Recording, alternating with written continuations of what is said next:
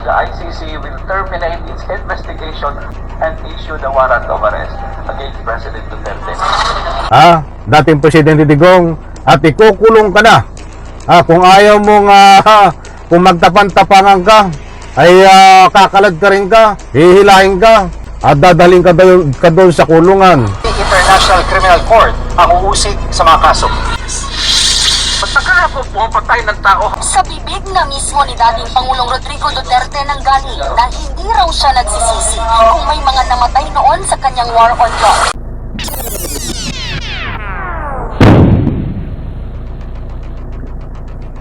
Alright, welcome back to my YouTube channel. I'm Andy's Vlog. Ito, napakainit pa na balita nito. Itong dating Presidente Digong ay kukulong diyan ho sa Senado. Naku po, ay makakatikim mo ito ng kulungan. Mga kaibigan, unahan ko po kayo, hindi po ito fake news. Kaya kapag may pagkakataon po kayo, ay huwag nyo pong kaligtaan, panoorin ang kabuuan ng vlog na ito. Biglaan ito, na ikukulong diyan ho sa Senado itong dating Presidente Digong. Ano ang matinding dahilan? Ay para lubos nyo pong malaman kung bakit ito ay biglaan na ikukulong diyan no sa Senado, ay inaanyayahan ko po kayo na samahan nyo po ako dito sa ating tatalakayin upang lubos po nating maunawaan. Kung magugunita nyo ho, ay napakainit na usapin itong ginanap na hearing na walang kakwenta-kwenta diyan ho sa Senado. Itong usapin ho na peke na Dragon War, ay matindi ho ito. Sino ang mga tauhan dito? Mayroon po nangyari diyan na scripted. Mayroon pong kampihan portion. Kahit umaamin na itong si dating Presidente Digong na siya ang pumaslang, wala hong nangyari. Kahit nagwawala na ho si Digong, ay nambabastos diyan ho sa Senado, ay wala din pong nangyari. Mismong itong pinuno ng komite na si Coco Pimentel, ay hindi umaasahan. Senador ba to? Wala ho, walang pag-asa tayo dyan. Robin Padilla, wala ho tayong pag-asa dyan. Sino ko bang nandun? Senador Tolentino, Senador Bongo, wala ho tayong pag-asa dyan. Ito si Jingo Estrada, Senador, walang kapag-asa din ho dyan. Lahat ho yan ay mga senador ni dating Pangulong Duterte. Bata nag-iisa ho na senador ang nakikipaglaban para makamit ang hustisya at katotohanan ay lumabas, ay ito si kagalang-galang Risa Hontiveros, isang senadora. Nako ho, bibigyan ko po kayo ng complete komentaryo bago ko po ibigyan, bago po tayo dumako diyan. Iisa-isahin po natin kung bakit makukulong sa Senado itong dating Presidente Digong. Ay gusto ko po munang ibahagi sa inyo itong ilang mga maiinit na pagbabatayan natin tungkol dito sa pagkulong sa Senado kay dating Presidente Digong. Samahan niyo po ako na panoorin ito at pakinggan at nang maunawaan ho. Eto, shoutout po sa lahat. Pero umaasang ilang kaanak ng mga biktima ng war on drugs na makakamit nilang hustisya dito sa Pilipinas. Malabo raw kasing kamakasuhan si dating Pangulong Duterte kung hindi International Criminal Court ang uusig sa mga kaso. Nasa frontline ng balitang yan si Marian Enriquez. Matagal po pumapatay ng tao hanggang ngayon hindi pa sila nagkapail ng kaso. Do not question my policies because I offer no apologies, no excuses. I did Tingnan niyo ho, umaamin siya. Nagyayabang pa, naghahambog pa. Nagwawala diyan no sa Senado. Itong si Duterte. Matagal na daw siyang pumapatay ng tao, hindi pa nakakasuhan. Pangiinsulto to eh. Ano po ang ginagawa ng Senado? Wala ho magawa diyan sa hearing na yan. what I had to do. I did it for my country. Sa bibig na mismo ni dating Pangulong Rodrigo Duterte nang galing na hindi raw siya nagsisisi kung may mga namatay noon sa kanyang war on drugs. Kaya si Nanay Leory Pasco na namatayan ng 2 anak sa Oplan Tokhang, hindi na itago ang emosyon nang mapanood si Duterte sa Senate hearing noong Lunes. Sarkastiko po siya, wala po siyang malasakit, wala po siyang puso sa aming mga mahihirap. Wala po talagang puso yan. May puso yan po ay kulay itim. Wala po tayong maasahan talaga na makamit ang hustisya dito ho, sa Republika ng Pilipinas sa mga naging biktima ni Digong. Ay sisi lang ho ang pag-asa natin. Kasi ang tingin niya sa amin ay parang hayop lang. Mismo si Duterte na ang umako sa legal na responsibilidad noong drug war. Pero tingin ng mga kaanak ng mga biktima, magiging mailag pa rin ang hustisya. Siyempre po dito sa atin, hindi naman talaga siya masasampahan ng kaso. Dahil marami po siyang kakampi. Base sa Congressional Maraming kakampi. Kaya nga natalakay ko yun mga senador na kakampi. Huwag po kayong alis mga mahal kung taga-subaybay, dahil dito sa bandang gitna ng ating pagtatalakay ay ibabahagi ko po sa inyo itong resibo na dapat ikulong sa Senado, itong si dating Presidente Digong.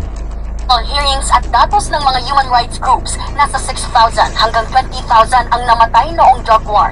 Pero ayon sa National Union of People's Lawyers o NUPL, sa dami ng hinawakan nilang kaso ng extrajudicial killings noong drug war, isa lang ang pumasa sa ombudsman at nabigyan ng conviction. Kahit nga raw Commission on Human Rights o CHR, hirap makakuha Kaya wala akong pag-asa. Walang kapag-asa sa kalukuhan na ginanap diyan na hearing sa Senado. ng mga ebidensya sa mga kaso. Walang tulong ang gobyerno, walang tulong ang pulis. Kahit yan ay gunshot wound, ang pagkapatay ay lumalabas died of natural causes. Tingin ng mga biktima ng drug war, hindi uusad ang mga kaso dito sa Pilipinas. Kaya ang International Criminal Court lang daw talaga ang nakikita nilang pag-asa sa pagkamit ng hustisya. Ayon naman kay Tama ho yan. Nasabi nga diyan na pag walang tulong ang gobyerno ay hindi makakamit ang hustisya dito sa drug na ika nga po yung mga biktima ng droga kuno. Pinalalabas nila. Yan po ang pinatatamaan ay dating Presidente Digong noon, panahon na siya ay nanunungkulan. Dahil pinalalabas ho nila yung iba ay namatay sa mga sakit at mismong pag nag-file ng kaso ang mga biktima ay madidismiss at yung iba ho ay pinagbabantaan. Ganyan po kalupit, katindi, kalukuhan, katarantado ang gobyerno natin noon sa panunungkulan ni Digong. Chairman Nery Colmenares, mabigat ang mga inamin ni Duterte sa Senate hearing na pwedeng magamit ng ICC. I wouldn't be surprised if the ICC will terminate its investigation soon and issue the warrant of arrest against President Duterte. Nagpabalita mula sa frontline. Mga kaibigan, ito po ay bibigay ko po sa inyo ang resibo na kung saan ay ikukulong ho sa Senado itong dating Presidente Digong. Ano po ang matinding dahilan kung bakit ikukulong diyan sa Senado itong loko-loko na si dating Presidente Digong? Ito po.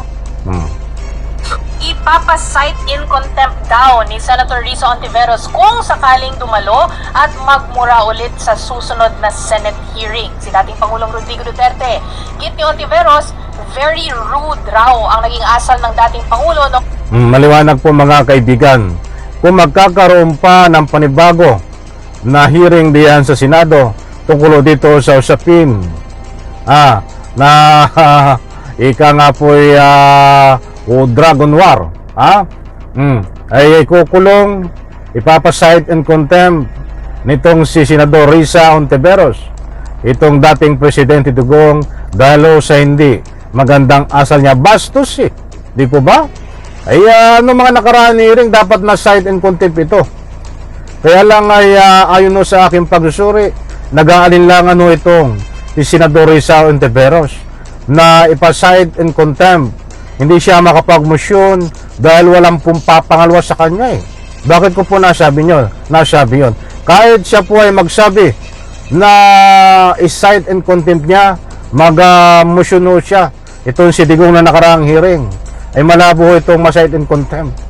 Alam mo yung bakit? Kakampi niya itong si Coco Pimentel.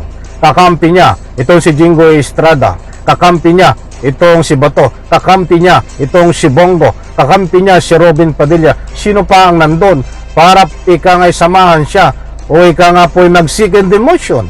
Wala ho eh. But anyway, titingnan po natin ang strategy, taktika ni Senador Risa Ontiveros sa pangalawa na hearing kung ito po ay a-attend. Ang tanong, a-attend po ba ito? Ay ba ito matatakot na eh. Dahil kumalat nung sa social media na pinagbabantaan siya na i-cite in contempt, na pabor po tayo doon. Siya sa Senado para sa investigasyon sa war on drugs. Yun nga lang, baka hindi na ulit dumalo si Duterte. Wala na raw kasing makitang rason o dahilan si Senate Blue Ribbon Subcommittee Chairperson Coco Pimentel para pabalikin si Duterte. Anak, nakatakot-takot anong kalukuhan niya. Abogado ka pa naman, Senador Coco Pimentel. Magaling to eh, matalino to eh. Ba't kinain na rin po ang utak? Sa pamamagitan po ng, hindi ko alam kung nangyari ang katalinuhan nito. Nasobrahan na ang talino. Wala na raw nakikita nga rason. Itong si Senador Coco Pimentel para dumalulit. Itong si dating Presidente Digong. Samantalang ho ay wala pa. Kalawang pa lang ho. Kalawang pa lang ang mga natatanong. Ano ba magandang term na sabihin doon? Kung 100% na nagawa ang mga tanong, wala pa ho. Sa 1% ang dapat itanong, gusto kong ibig sabihin. Bago sinasabi nitong si Senador Coco Pimentel, wala na raw rason para ipatawag muli at umattend itong si Digong. Ganyan no, kung bakit walang hustisya sa ating bansang Pilipinas, hindi po lahat. Unang-una, mga nag-iimbestiga ho nung nakaraan, si Senador Risa Ontiveros lang ho ang tumatayo dito sa gitna. Tumatayo sa mga turo ng ebidensya. Ba't itong mga nabanggit kong mga senador, Pimentel, Jingo Estrada, Bato, Robin Padilla, Bongo, sino bang hindi ko nabanggit? Yan ho ay mga senador nitong si Digong. Hindi po senador ng bayan yan, hindi senador ng Republika ng Pilipinas. So maliwanag po mga kaibigan na kung a-attend ito ay pwedeng ipa-cite in contempt dahil sa hindi magandang asal nitong si Digong na pwede yung ikulong diyan ho sa Senado. Nako po, ikukulong ka diyan sa Senado, sige nga, umatin ka ng pangalawa ulit, dating Presidente Digong, at ikukulong ka na. Kung ayaw mong kung magtapan-tapangan ka, ay kakalad ka rin ka, hihilahin ka. Pag nahinatulang ka diyan sa Senado at dadaling ka doon sa kulungan, diyan no sa Senado. Kung magmamatigas ka, kalad ka rin ho yan para ikulong doon sa Senado. Ginagalan siya, nare-respeto, but ayaw naman siya na ika nga po sumunod sa rules at walang respeto, umaabuso. Kaya kailangan po ito, kung ayaw magpahuli diyan sa Senado, kalad ka rin at ikulong diyan no sa Senado, hilahin ng Sergeant at Arms. Muli po, maraming salamat. Pagpalain po tayo lahat. Sabay-sabay po natin i-like ang video na ito. Bye-bye, palakpakan.